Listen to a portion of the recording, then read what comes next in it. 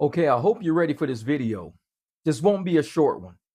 I'm going to tie in exactly how I believe Barack Obama, Michelle Obama, Tim Walz, Ilhan Omar, Tony West, Kamala Harris. All of these people are linked together with the fraud that we're seeing unfold right now. And I'm going to explain to you how it is. See, it starts way back when Barack Obama was president. When he was president, he was in charge of appointing somebody to the Department of Justice Civil Division. It's Tony West. And you say, well, who's Tony West? It's Kamala Harris's brother-in-law. So he appoints Kamala Harris's brother-in-law, Tony West, but not only does he do that, but he removes the restriction that Congress has to approve any settlement over $100,000. See, Congress used to have to approve that. Once Barack took away that restraint, DOJ can sue for anything with nobody's approval. They could sue for $1 gazillion and Congress doesn't have to approve for a settlement. Why is the settlement important? Because in a settlement, you don't have to disclose all the law firms involved. You just settle. Now, people complain when Tony West was settling all of these cases. They were all minority-based cases. People suing the Justice Department, suing the Justice Department for minority-based this, minority-based that. The Justice Department, what they would do because of Tony West is settle.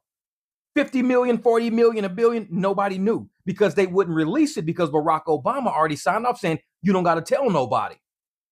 So Kamala Harris's brother-in-law was taking all of this money, giving it to all of these law firms.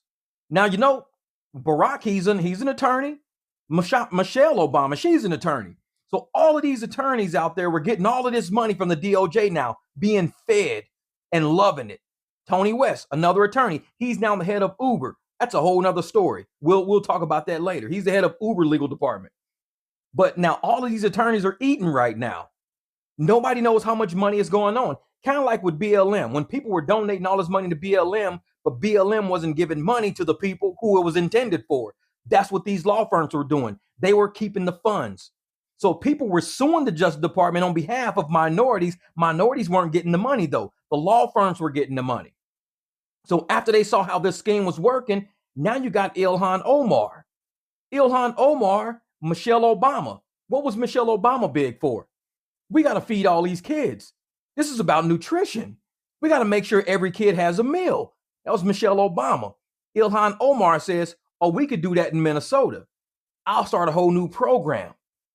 So now she's using all of the legalese from Michelle Obama, go to Minnesota, they create this feeding our future, no kid starves. And where did all the money end up? In Kenya, China, Somalia. Who's linked to Kenya? Barack Obama. Kenyan relatives. Who's in China? Tim Walz. He has all these Chinese connections. All the banks in China know who Tim Walz is. He was a big politician. He's got connections over there. So when it came time for the Democrats to choose, after Biden says, I can't do this, they chose Kamala Harris. Kamala Harris linked in with who? The DOJ already, Tony West. He already went to Uber. But guess who's also they're linked in with? Tim Walz in Minnesota through Ilhan Omar.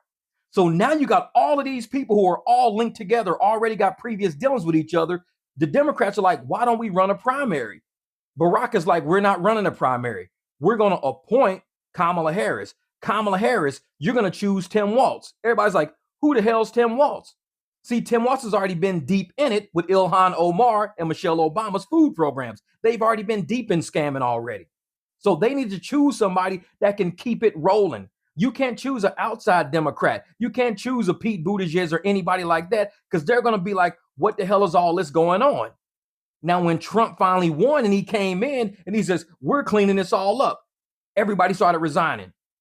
The head of Social Security office resigning. All of these people started resigning because they knew the jig was up. All of this money that they were putting up for minorities and putting up for illegals, it was all just being swindled. Nobody was being taken care of.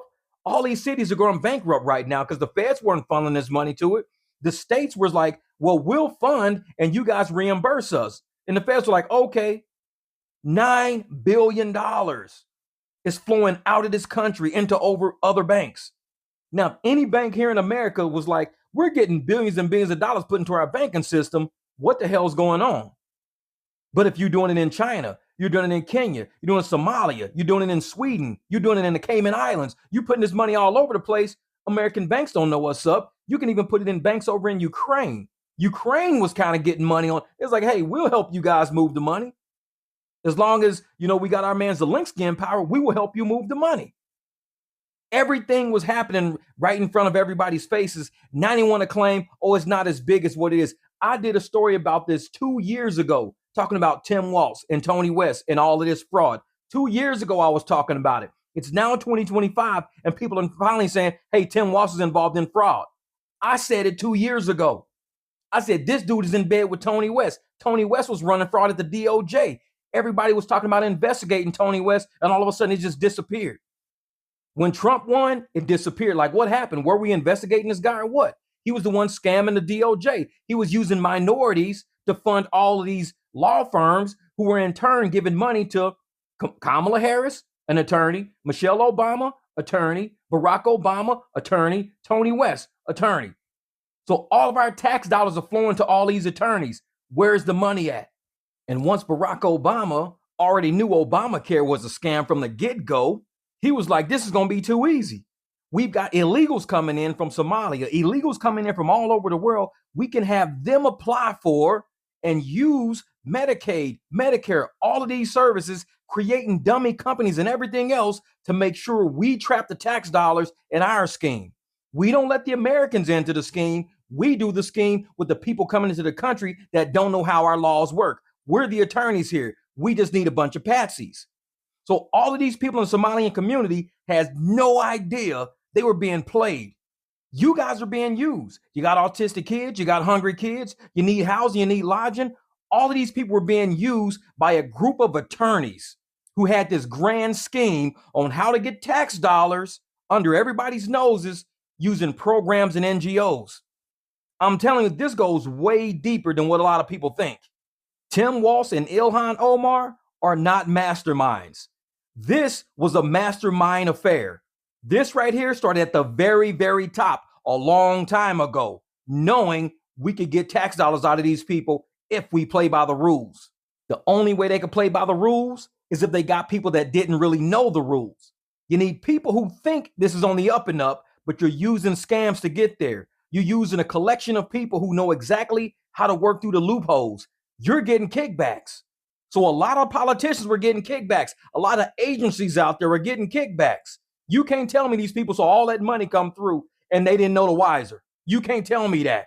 These are intelligent people with degrees, with experiences in law, with experience in politics, experience in government agencies. And you telling me a group of Somali pirates who probably didn't even have high school educations tricked everybody out of $9 billion?